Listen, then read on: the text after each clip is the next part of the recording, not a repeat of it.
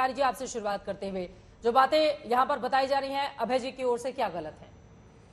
देखिए चित्रा जी, मैं एक छात्र होने के नाते इतिहास का, भारतीय दर्शन का, मैं नेता लोग क्या कह रहे हैं उससे हमारा कोई खास लेना देना नहीं है। इतिहास में छेड़छाड़ किया छेड़छाड़ इतिहास में 3 बातें रखना चाहता हूं। पहली बात तो ये कि कोई भी ऐसा विश्व में देश नहीं है जहां पे इतिहास की संरचना राजनीतिक आधार पर या नैतिक आधार पर नहीं होती है। जो ये कहता है वो झूठ बोल रहा है।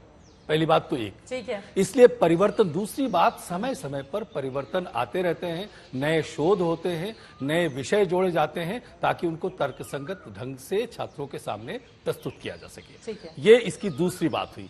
जहां तक इतिहास के साथ छेड़छाड़ की बात है, क्या आप परिकल्पना कर सकते हैं कि भारत के आधुनिक इतिहास को गांधी जी को बिना रखे लिखा जा सकता है कभी?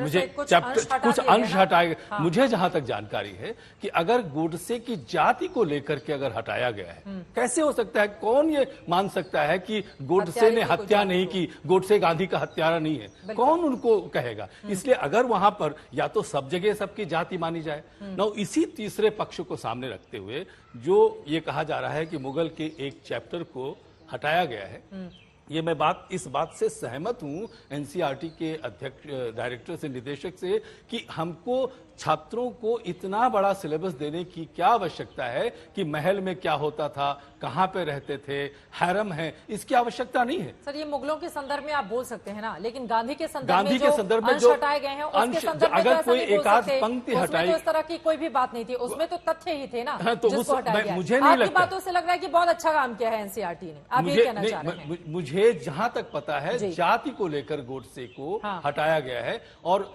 एनसीईआरटी की 6ठी से लेकर के 12वीं के पुस्तकों में गांधी जी का जिक्र किए बगैर आप कैसे इतिहास पढ़ सकते हैं? मेरी ये समझ में नहीं आता है कि किस प्रकार से, अगर कुछ एकाध पंक्तियां हटाई गई हैं या त्रुटियां अगर उनको हटाया गया है तो उसमें कौन सी बड़ी बात है? ठीक है, डॉक्टर सुचिता महाजन जी, सीधे आपके पास आते हुए, अगर कुछ त्रुटियों को हटा दिया गया है तो फिर इतना बवाल क्यों मचा हुआ है देश में, और इतिहासकारों में भी इसको लेकर अलग अलग मत क्यों निकलकर सामने आ रहे हैं?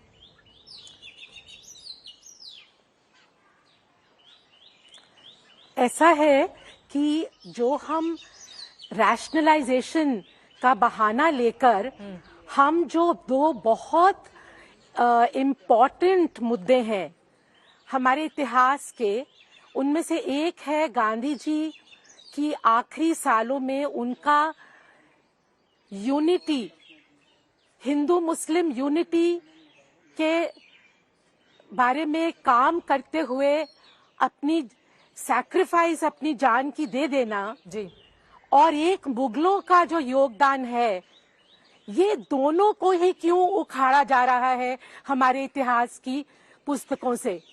वैदिक काल क्यों नहीं उखाड़ा जा रहा? कोई और गुप्त काल क्यों नहीं उठाया जा रहा, उखाड़ा जा रहा?